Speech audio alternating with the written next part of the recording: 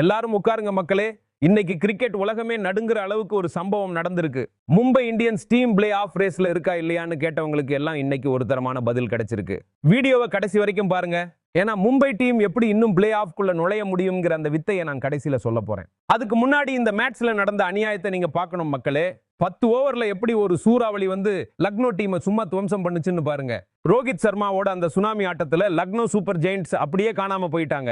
மும்பை இந்தியன்ஸ்னாலே என்னன்னு இன்னைக்கு IPL 2026ல நிரூபிச்சுட்டாங்க மக்களே. ஹர்திக் பாண்டியாவை கேப்டன் பதவியில இருந்த ஓரங்கட்டிட்டு சூரியகுமார் யாதவை புது கேப்டனா போட்டு ரோஹித் சர்மாவை பிளேயிங் 11ல கொண்டு வந்தாங்க பாருங்க. அங்கதான் ஆரம்பிச்சது ஆட்டம். ரோஹித் சர்மாவோட அந்த ருத்ர தாண்டவம் லக்னோ டீமை அப்படியே அடிச்சு காலி பண்ணிருச்சு. முதல்ல பேட்டிங் செஞ்ச லக்னோ டீம் 5 விக்கெட் இழப்புக்கு 228 ரன்னு ஒரு இமாலய ஸ்கோர் அடிச்சு வச்சிருந்தாங்க. நிக்கோலஸ் பூரன் 21 பால்ல 83 ரன்னு, அதுல ஒரு 8 சிக்ஸர். மிட்செல் மார்ஷ் 25 பால்ல 44 ரன்னு சும்மா வெளுத்து வாங்கிட்டாங்க. மார்க்ரம் ஒரு 31 ரன், கடைசியில ஹிம்மத் சிங் ஒரு 40 ரன்னு அடிக்க ஒரு கட்டத்துல ஸ்கோர் 260 வரைக்கும் போகும்னு நினைச்சோம். ஆனா கடைசியில 228ல வந்து நின்னுச்சு. ஆனா என்னதான் இருந்தாலும் 229 ரன் அடிக்கிறதுங்கிறது லேசான காரியம் கிடையாது மக்களே. அதுவும் ரோஹித் சர்மா காயத்துல இருந்து இப்பதான் திரும்பி வராரு.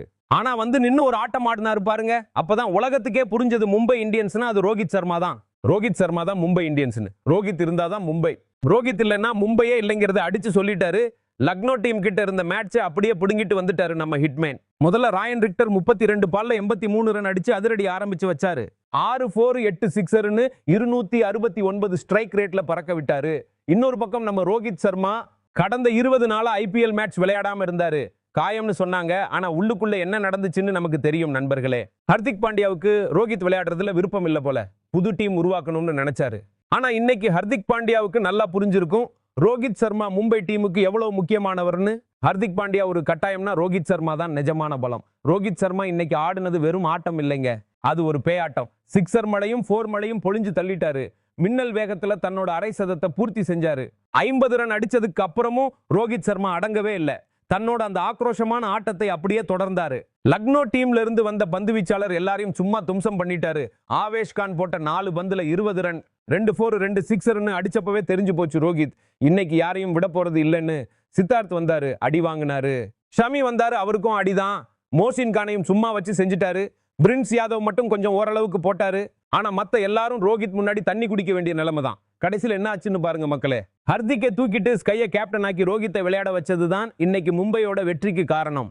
ரோஹித்துக்கு காயம்னு சொன்னது எல்லாம் வெறும் கண் துடைப்பு தான். காயம் இருந்திருந்தா அவர் பிராக்டிஸ் பண்ணுவாரா, கூடவே டிராவல் பண்ணுவாரா? ஹர்திக் புது டீம் உருவாக்கணும்னு என்னென்னவோ பிளான் பண்ணாரு. ஆனா ரோஹித் வந்தாதான் மும்பை ஜெயிக்கும்னு இன்னைக்கு முடிவாயிடுச்சு. இது ஒரு மரண மாஸ் வெற்றி நண்பர்களே. இப்போ மும்பை டீமோட நிலைமை என்ன தெரியுமா? 10 மேட்ச்ல 3 வெற்றி தான் கிடைச்சிருக்கு. ஆனா இங்கதான் ஒரு மேஜிக் இருக்கு. அடுத்து வர்ற 4 மேட்ச்லயும் மும்பை டீம் ஜெயிச்சு மத்த டீம் எல்லாம் வரிசையா தோத்துக்கிட்டே வந்தா மும்பை டீம் பிளே ஆஃப்குள்ள நுழைய ஒரு சின்ன வாய்ப்பு இன்னும் இருக்கு. அந்த அதிசயம் நடக்குமான்னு தான் எல்லாரும் காத்துக்கிட்டு இருக்காங்க. அந்த அதிசயத்தை நிகழ்த்த ரோஹித் சர்மா ஒருத்தரால தான் முடியும். இப்ப சொல்லுங்க மக்களே, ரோஹித் சர்மா இருந்தாதான் மும்பை டீம் ஜெயிக்க முடியுமா, இல்ல ஹர்திக் பாண்டியாவோட புது டீம் பிளான் தான் சரின்னு நினைக்கிறீங்களா? உங்க கருத்தை டக்குன்னு கமெண்ட்ல சொல்லுங்க. இந்த வீடியோ பிடிச்சிருந்தா லைக் பண்ணிட்டு உங்க நண்பர்களுக்கும் ஷேர் பண்ணுங்க. அடுத்த அதிரடியான வீடியோல சந்திப்போம். அது வரைக்கும் ஸ்டே டியூன்ட் மக்களே.